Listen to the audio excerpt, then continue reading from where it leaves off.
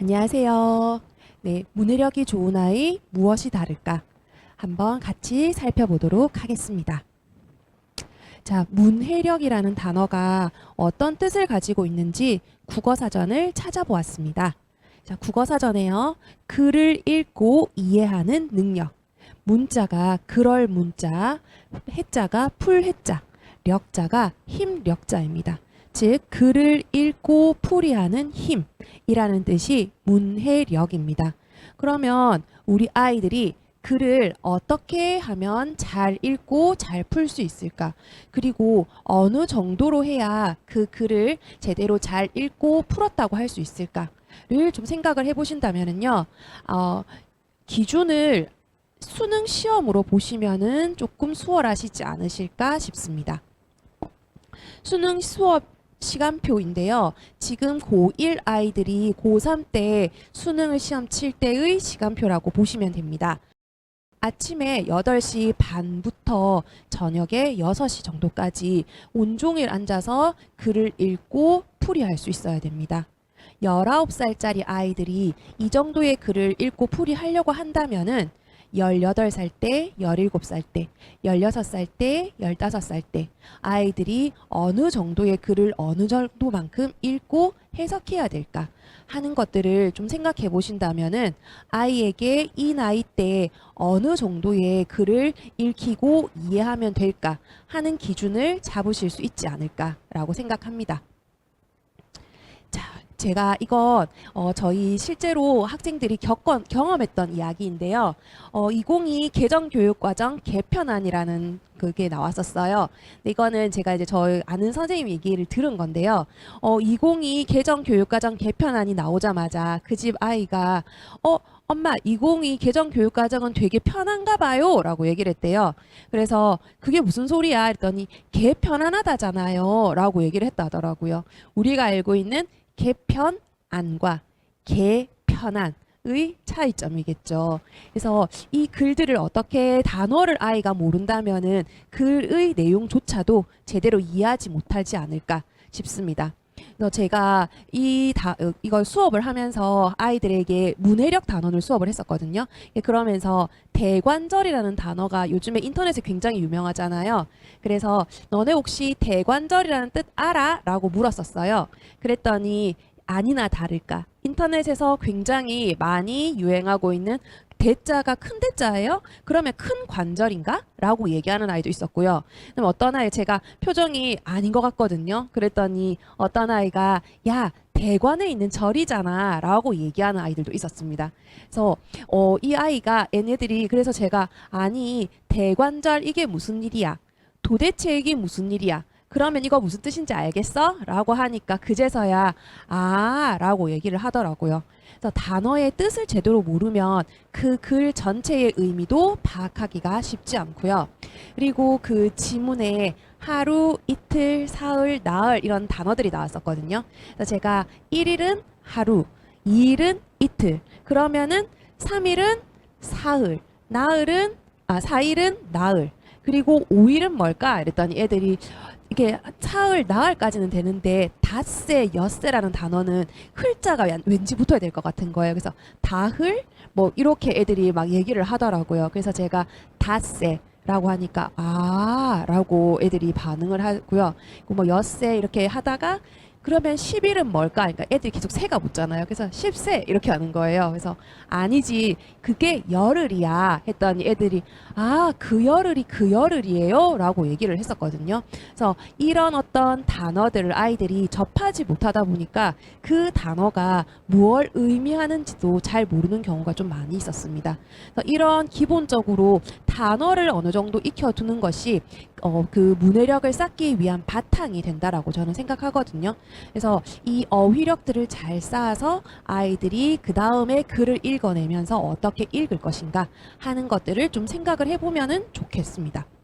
예, 그래서 국어 교과서에 있는 작품들을 보시면은요, 문학 작품, 비문학 작품들이 골고루 나옵니다. 그래서 우리가 수능 시험을 준비할 때 사실 뭐 비문학이 너무 어려운데 비문학을 어떻게 준비해야 되냐라고 걱정을 많이 하시는데 이미 우리 교과서 내에 다양한 비문학 지문들이 나오고요.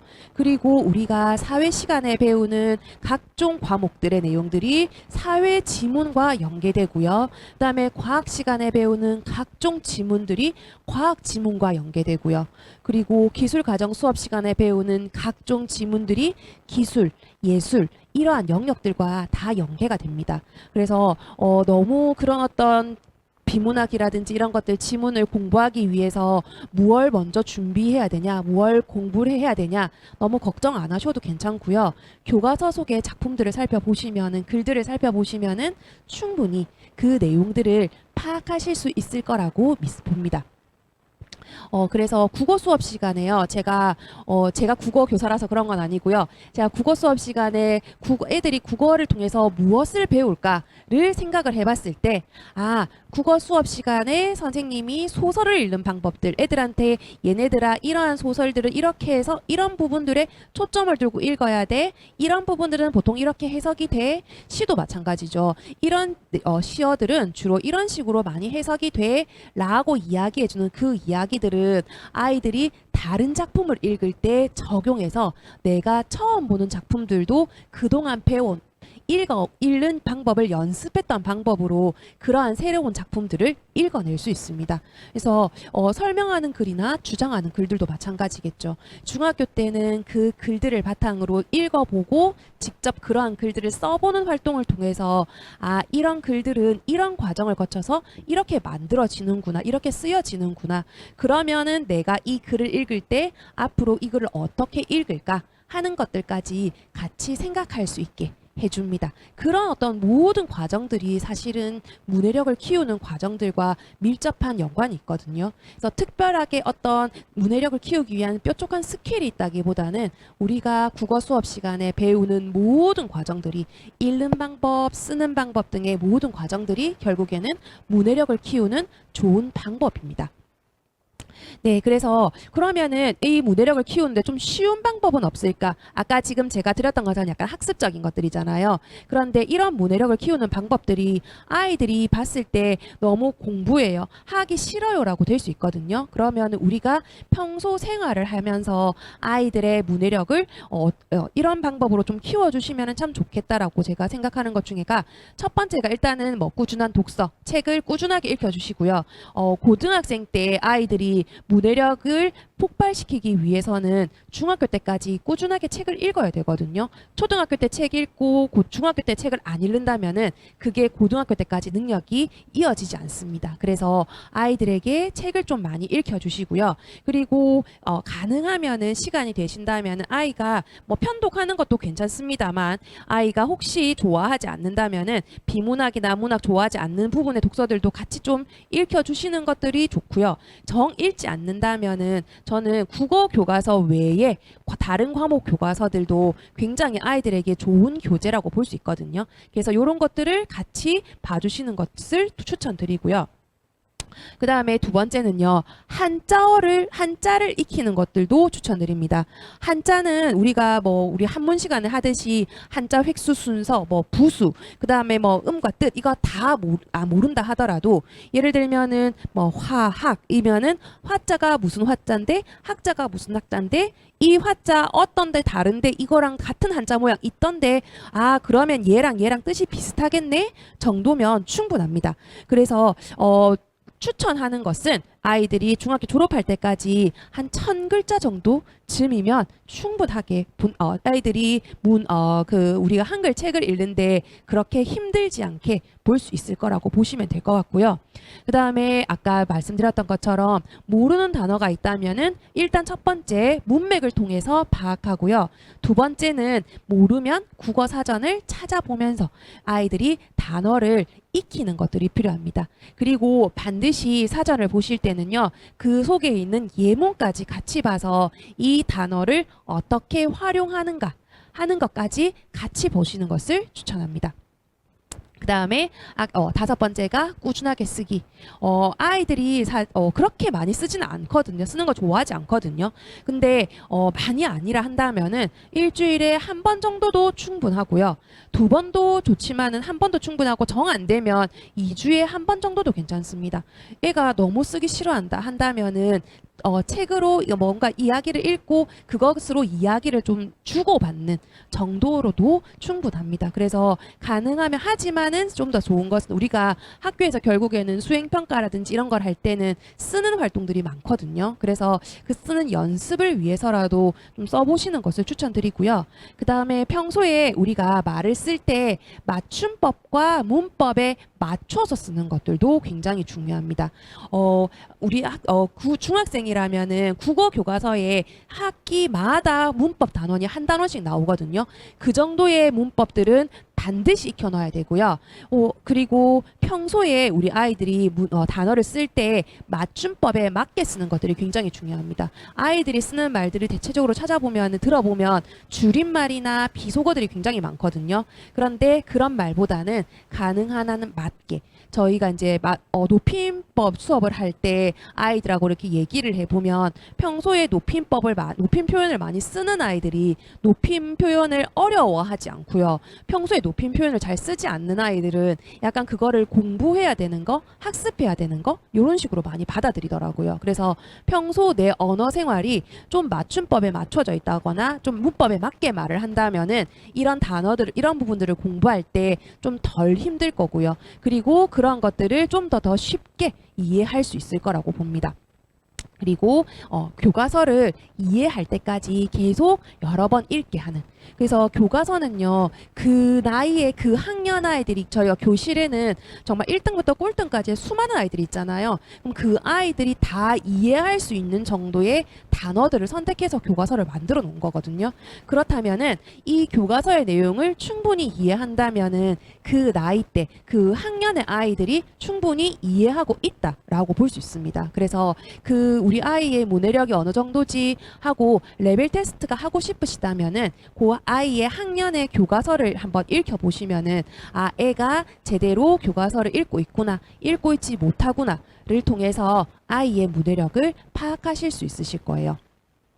그런데 문해력 제가 얘기할 때마다 다들 항상 그러면 문제집은 못 풀어요 라고 물어보시거든요. 근데 제가 생각했을 때 문제집도 좋지만은 그것보다 먼저 해야 될 것은 독서가 문해력을 키우는데 가장 우선시 된다라고 봅니다. 우리가 문제집은요 링거라고 보시면 될 것 같거든요. 근데 우리가 링거가 맞으면 바로 그 순간 에너지가 확 생겨서 좋기는 한데 평생을 링거만 맞고 살 수는 없잖아요. 그러면은 우리가 어떻게 해야 되느냐를 생각했을 때 평소에는 밥도 먹고 반찬도 먹고 고기도 먹고 다양한 것들을 먹어야 되잖아요. 그런 어떤 다양한 식사가 제가 봤을 때는 다양한 영역의 독서라고 생각을 하거든요. 그래서 평소에 이러한 것들을 아이들이 읽을 수 있게 해주시면 좋겠고요. 그리고 그 문해력을 쌓기 위해서 뭔가 지겹고 지루하기보다는 재밌고 즐겁게 할 수 있는 것들을 좀 찾으시면 좋겠어요. 그래서 첫 번째로는 보드게임 같은 것들. 생각보다 어떤 문해력을 키울 수 있는 이런 한글과 관련된 보드게임들이 굉장히 많거든요. 이런 보드게임들을 해주시는 것도 좋고요. 그 다음에 아마 이런 넌센스 퀴즈 보신 적 있으실 거예요. 이런 넌센스 퀴즈를 해주시는 것도 좋습니다. 예를 들면은 마지막 거 한번 볼게요. 도둑고양이에게 어울리는 금은 살금살금. 그러면 살금살금이 무슨 뜻일까? 살금살금 어떻게 하는 거야? 이런 식으로 그거에 대한 답으로 다음으로 뜻이라든지 이런 것들을 확장시켜 나가면서 해주셔도 지루하지 않게 할 수 있고요. 그 다음에 요거는 아마 옛날에 보셨을 거예요. 잿말 놀이라고 해서 이거 말 빨리 따라 하는 것들인데요. 요런 것들도 해보면은요. 생각보다 아이들이 되게 재미있게 따라 하거든요. 그러고 난 다음에 이 속에 있는 이야기들을 같이 주고받는 그러한 과정들도 충분히 아이들에게 단어의 어휘력이라든지 문해력을 키우는데 좋은 방법이 됩니다. 아이들의 문해력을 키우기 위해서 굉장히 다양한 방법이 있고요. 굉장히 다양한 길들이 있습니다. 그래서 어느 것이 정답이고 어느 것이 틀린 답이다라고 말할 수는 없지만은 그 과정에서 아마 부모님들이 생각하시는 커다란 길이 있으실 거예요. 그래서 그 길들을 생각을 하시고요. 그리고 그거를 위해서 내가 내 아이에게 어떤 방법들이 가장 효과적일까 하는 것들을 생각을 해보시면은 아마 힘들지 않게 아이들의 문해력을 키울 수 있으실 거라고 믿습니다. 너무 문해력이라는 것을 거대하다거나 아니면 굉장히 힘든 거라고 생각하시지 마시고요. 내 주변에 있는 작은 것부터 소소한 것부터 조금씩 하고 즐겁게 한다면은 아마 아이들의 문해력을 충분히 잘 기르실 수 있으실 거고요. 그리고 그것이 고등학생이 되었을 때 그리고 어른이 되었을 때 무언가를 읽어내는 힘을 키우는 중요한 어떤 힘이 될 수 있을 거라고 믿습니다.